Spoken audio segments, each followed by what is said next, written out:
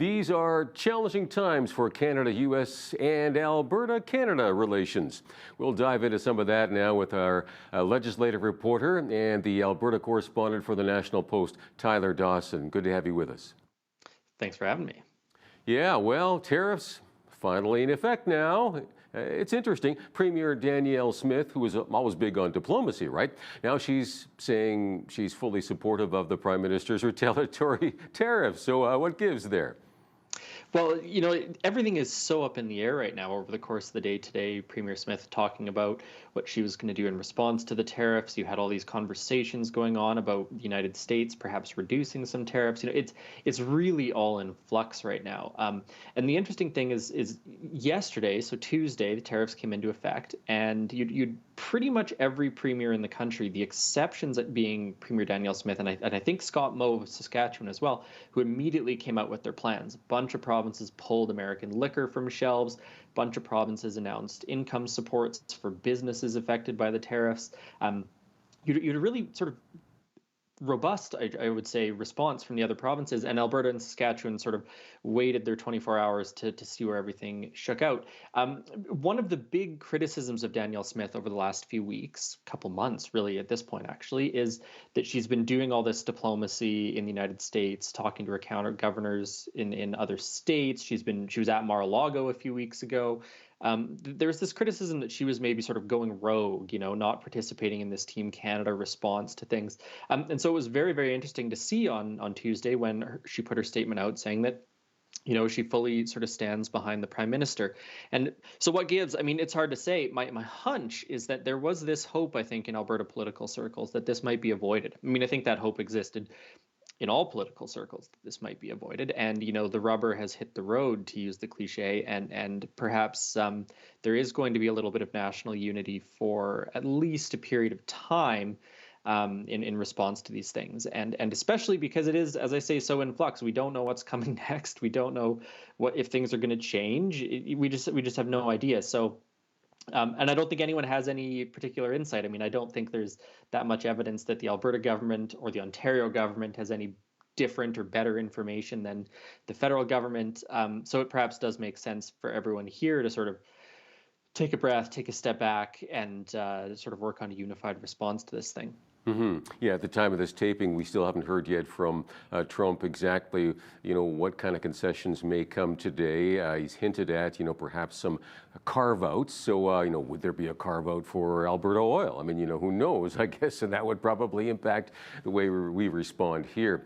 And to what degree will these tariffs impact the provincial economy? I mean, we're hearing some dire predictions, right?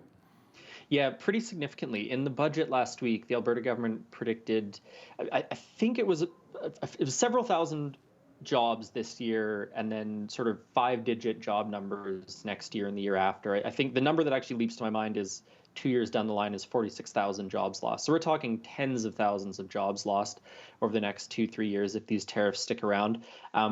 Of course, they're interesting projections because there's no guarantee the tariffs will stick around, right?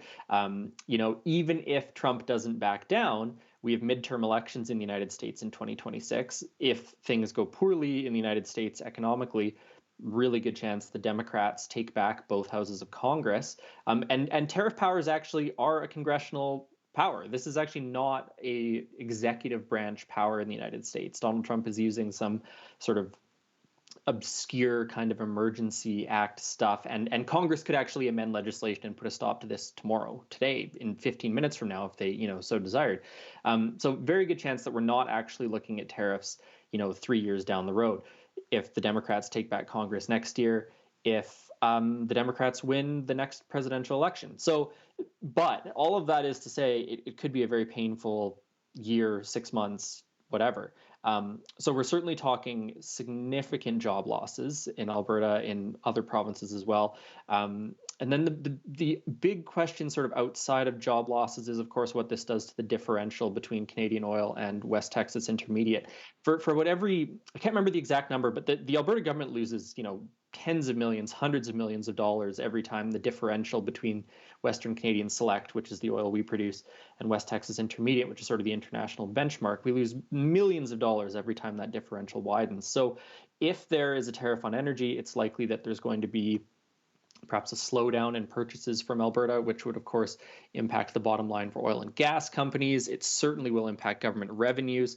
So, we've already got a deficit in this budget.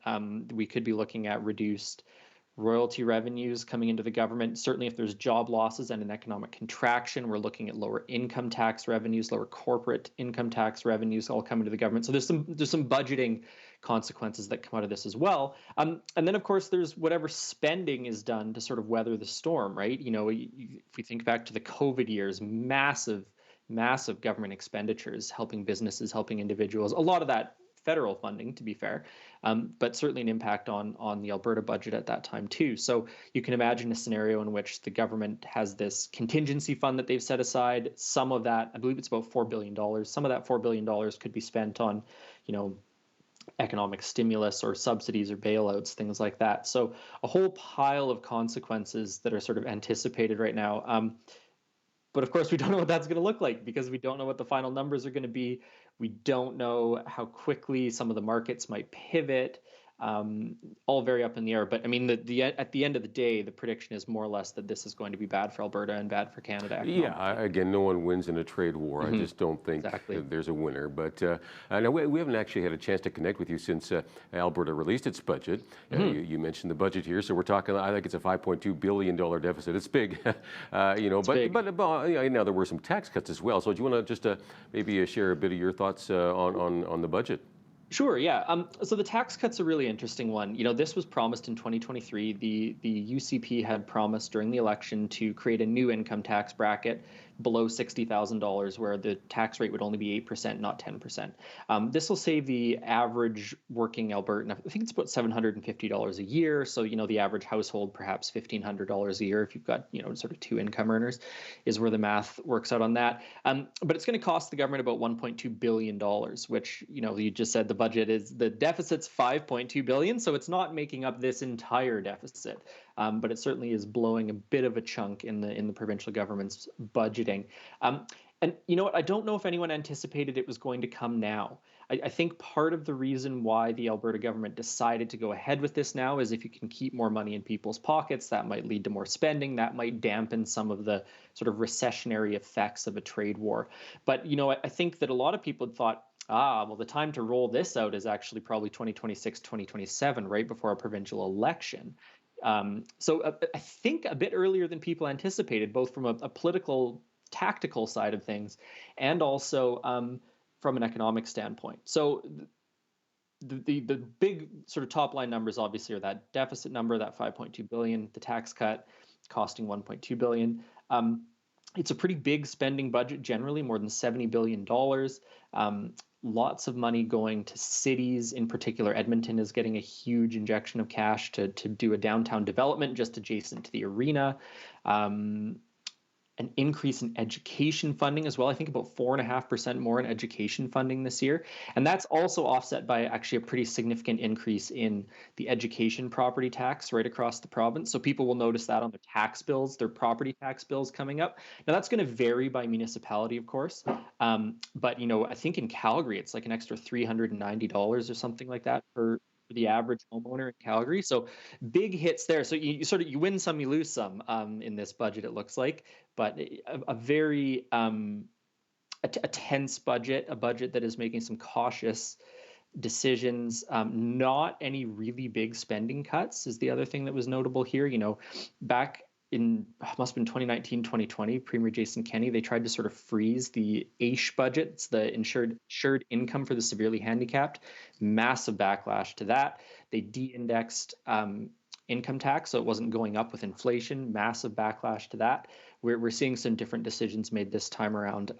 And part of that, I think, is consciousness of this trade war. Part of that is consciousness that we're, believe it or not, only 2 years from an election.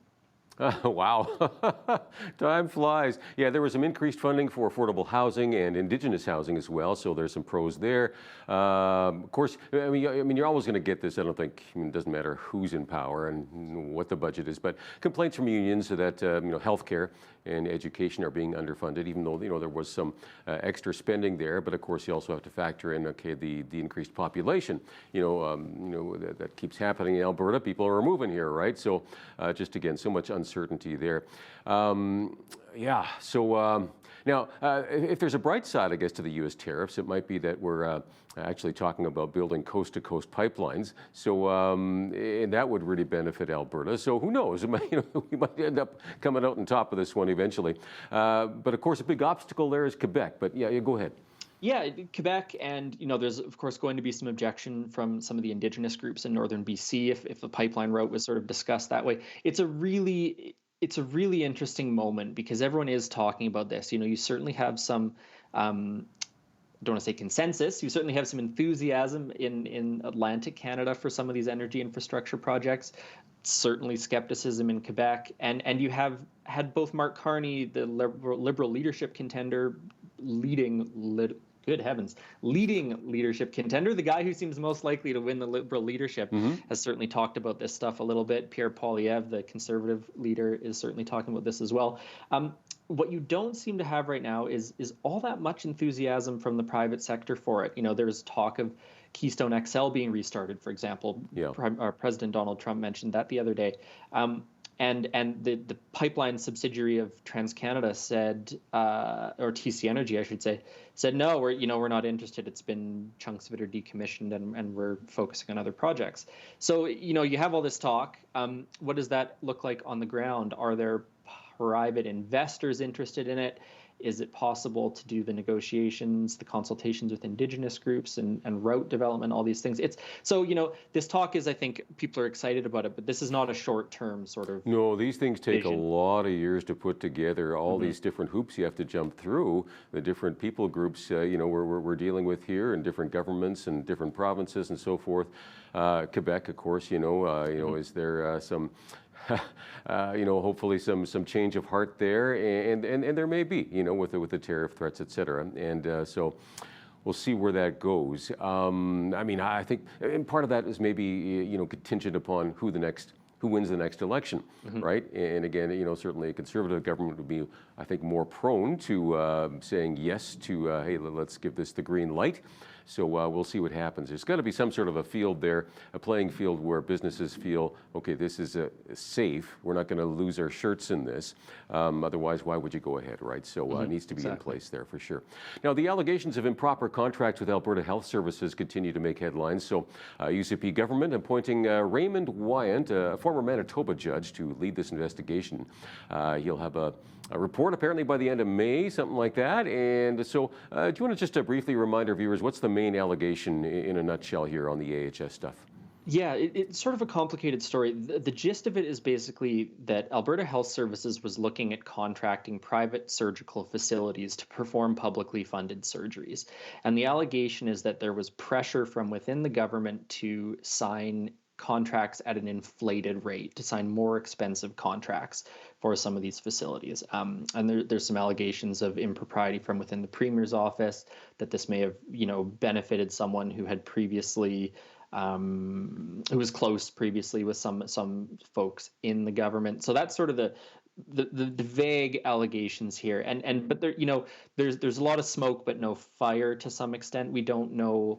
Right. Lots of allegations, but at this point, there's no hard evidence that's been presented. So getting lots of media coverage for sure, lots of talk. So it's being called a scandal. At this point, we don't actually know if it is or it isn't. Time will tell here for sure, yes. right? So and it absolutely blew up because the former CEO of Alberta Health Services sued the Alberta government, and that put all these allegations on paper in court. They could be reported on, and so the government has said basically a couple of things.